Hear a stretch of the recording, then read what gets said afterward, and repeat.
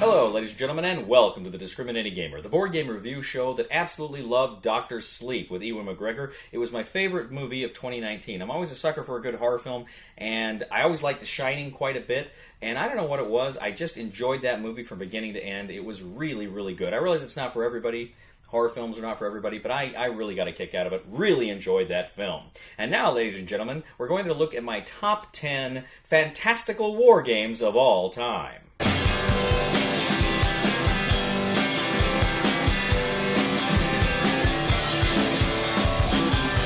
Alright, ladies and gentlemen, so we're going to discuss today my top 10 fantastical war games of all time. And what I mean by that is I'm going to be discussing fantasy and science fiction themed war games. Now, I recently did my top 10 historical war games of all time, and today we're going to be looking at my top 10 fantastical war games of all time. I originally was just going to do my top 10 war games of all time, and what I found is a lot of my favorites were science fiction. In fact, a lot of them were kind of dominating, science fiction and fantasy, and they were kind of dominating the list. And I thought, but I want to talk about a lot of historical ones. So I thought I'm going to make two lists. I'll make the historical one, and I'll make my fantastical one as well. Now, briefly, too, one thing I have to mention, I made that historical one a couple of months ago, I believe. And the thing about the historical one is I had my number one was Friedrich by Rio Grande Games. Great game.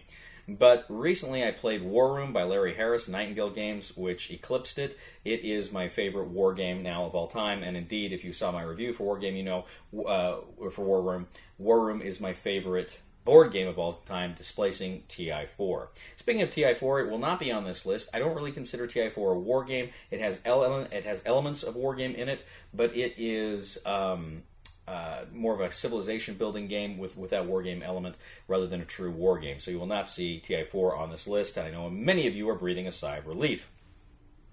Alright, so let's go ahead and jump into it. My number 10 is Battle Lore, 2nd edition from Fantasy Flight Games. Now this is a Commands and Colors games, and I kind of debated between this and Red Alert from PSC Games, which is the Command and Colors in Space, which I really liked a lot.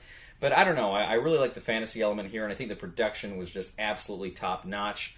The PSE game, Red Alert, is good as well. It's a great production, and it's very fun. But I just found I really gravitated toward the battle lore, the fantasy thing here, which is odd because I usually prefer sci-fi to fantasy. But I don't know what it was. I just really preferred this fantasy setting. I always like Commands and Colors games, Memoir 44, Commands and Colors, Napoleonics, Medieval, Ancients. But for some reason, this one just really stood out to me. I really like the, well, certainly it's fantasy anyway. I really like the lore cards and the magical elements that you could have instead of just the movement cards to flank and stuff. So it was really a fun game. I think they did a very good job with it, and I know they kind of stopped supporting it after a while. They came up with like the Rune Wars miniatures games, and this kind of fell by the wayside, which is too bad because this is a great Commands and Colors games. But that is Battle Lore 2nd edition from Fantasy Flight Games. My number 9 is a kind of a smaller game that was under the radar. I know a lot of people probably didn't even hear about this one. This came out several years ago. This was Imperial Stars 2 from Victory Point Games. This is a kind of a very modest production, but it was a lot of fun. It was a very simple game board. You had chits, and what was cool here is you were randomly determining how many you would pull chits that would have like a number of activations you got that turn. So essentially the number of activations you got was random each turn. You could have the other guy get a lot and then you get few, and then of course it evens out over the course of the game. But it was a very interesting mechanic, and I thought that was fun, and I always thought if I designed a war game I'd want to do something similar to that. But I really enjoyed Imperial Stars 2. Just good solid science fiction war game. That not a lot of bells and whistles, but just a fun theme and a very kind of good mechanical gameplay. Really enjoyed Imperial Stars 2, and that is from Victory Point Games, my number 9. My number 8 is one that came out just a year and a half or so ago that I was surprised at just how much fun I had with this game. This is Axis and Allies and Zombies. I've always been a big fan of Axis and Allies, and this one adds kind of that horror element to it, which I really got a kick out of. You're fighting each other, the Axis and the Allies are fighting each other, but at the same time, every time they have casualties, they become zombies that kind of introduce a new factor, and you can have these zombies overrun the planet. And it was just kind of a fun and innovative new way to play this game. If you'd like Axis and Allies, traditionally, and you don't mind that fantastical element, I think you'll really get a kick out of this one as well. A very engaging and fun twisted look at World War II. So that is my number 8. That is Axis and Allies and Zombies. That is from Wizards of the Coast, Avalon Hill. My number 7 is one that is based on, of course, it has a great literary pedigree. This is Battle of the Five Armies from Armies Games. This, of course, is from The Hobbit, the book The Hobbit. It was based upon the book The Hobbit. And it, of course, has that kind of narrative journey in the game that you see in the book. You have the characters come out and they play roles, and you're trying to defend the cave. And it's very, very interesting game. Now, I know some people will kind of be upset that I'm not including War of the Ring on here, which I'm not, spoiler alert, because I really just kind of played it half-heartedly, briefly, once, and I didn't really get into it, and I always feel like I need to give it another chance at some point. I've had people tell me I need to give it another chance, and I'm sure I will at some point, but I just haven't had the opportunity or much time. At some point, I'm sure I will.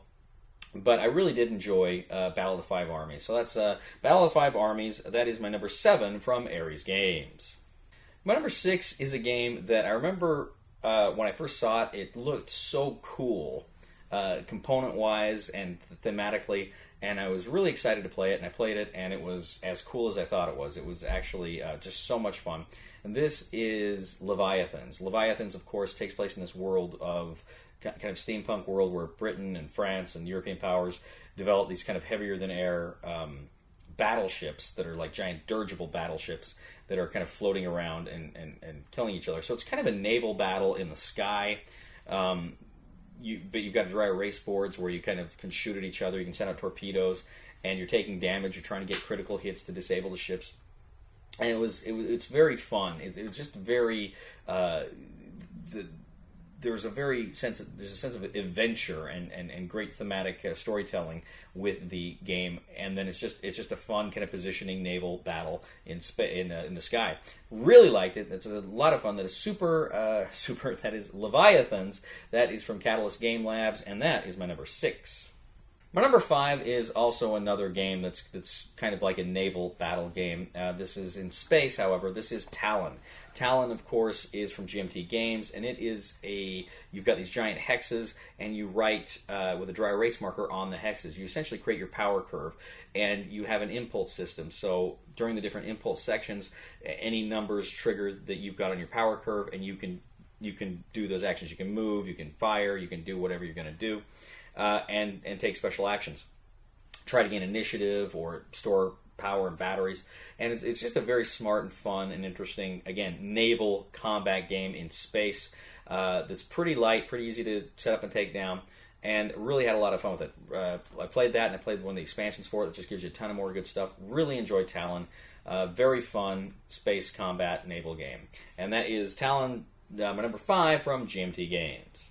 My number 4, again, is one of these kind of naval games. This one, again, in space. This is Star Wars Armada. Star Wars Armada from Fantasy Flight Games is, of course, to me, one of the great Star Wars game titles. I think Fantasy Flight's produced a ton of Star Wars games, and I haven't played them all. Some of them I liked a lot. Some of them are just so on. Rebellions, I think it's the best board game in the Star Wars universe. But I like this one a lot because it feels there are a lot of decisions. You've got to equip each ship with various weapons and defenses and fun things it can do, and personnel, admirals or whatnot. But the ships themselves are these big, lumbering capital ships. You've got fighters that are flying around that can also take shots at other fighters and at other capital ships. But it's just a very fun way to play Star Wars. It's a very fun way to get into that universe. Now, X-Wing was great, and I enjoyed X-Wing, but X-Wing just felt so much smaller after Armada. I didn't play X-Wing a whole lot after I started playing Armada, because to me, Armada, it felt more Star Wars, and it felt more interesting. It was just a better, smarter game. It had more choices, and I just liked it a lot more. So, Star Wars Armada, that is my number 4. That is from Fantasy Flight Games. My number 3 is a game that it's got a civilization building component. Just like I said, TI4 was a civilization building game with a war game component. This to me feels like a war game with a civilization building component to it. But this is Space Empires 4X from GMT Games. Now, Talon is kind of loosely related to this game, and there's a way you can kind of integrate the games. I haven't done that. But Space Empires 4X is a great game of space empire building, but critically spaced combat. You are building your empire, you're exploring, there's 4X obviously, but you've got this real strong war game element here.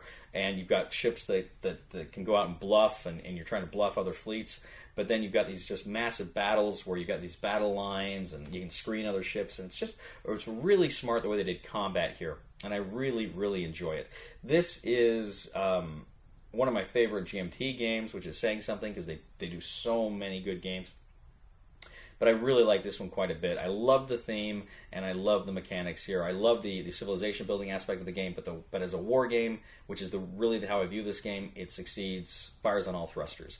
So that is number 3, Space Empires 4X from GMT Games.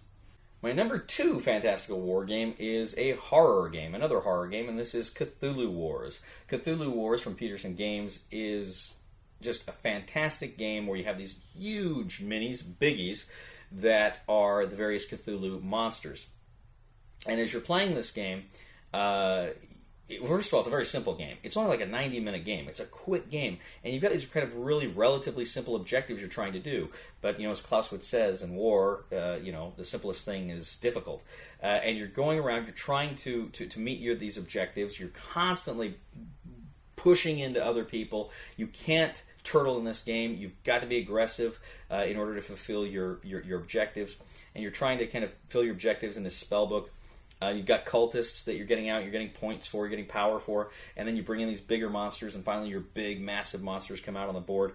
So there's a big toy factor here, like Armada, but it's a smart game. It's a dice chucker. It's just got a lot of great fantastical elements here. It kind of straddles the line between conventional board game and war game that I think both war gamers and traditional board gamers can get on board with this and have a lot of fun. So that is number 2. That is Cthulhu Wars from Peterson Games. Finally, my number 1 game of all time. This was a game that when I very first started reviewing games for the Deseret News, around 2011, 2012, this was one of the very first review copies I ever received. And it was a game I pretty much fell in love with almost instantly after playing it. In fact, somebody said, I like this better than Axis and Allies. And of course, I was shocked. I clutched my pearls there for a minute. And then the more I played it, I realized, I actually do like this better than Axis and Allies. It's pretty much like Axis and Allies, except in this fantasy theme. And there are some more fun and interesting things you can do here. And this is Conquest of Nearath from Wizards of the Coast, Avalon Hill. You've got, in addition to just the battles, of course, instead of bombers, you've got dragons, you've got, wizards and monsters. And what you can do is you can actually kind of send units into dungeons and go on the kind of dungeons explorer quests to get goodies and other things you can use in war. And at the same time, this is another one you can't turtle. You actually gain points by conquering other territories. And so every time you conquer a territory, you gain points. And it's just so smart and well done. And you can play it with kind of a 2v2 version or just, an all-out brawl.